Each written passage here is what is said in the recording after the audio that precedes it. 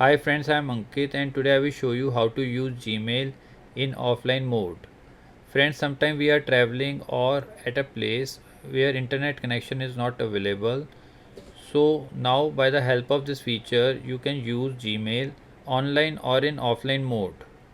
So to enable this feature, you need to click on settings. Now here click on see all settings. Now here you will find option of offline. Click on it. Now enable offline mail. Now it will use some storage space on your computer. It will also download the attachments. Now here after reading, select one option. I go with keep offline data on my computer, and after selecting a option, click on save changes.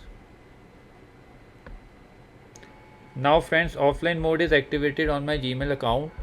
So friends, like this you can very easily use Gmail in offline mode. I hope you find this video useful. If you like the video, then press on like button and don't forget to subscribe our channel and press on bell icon to receive email notifications free of cost.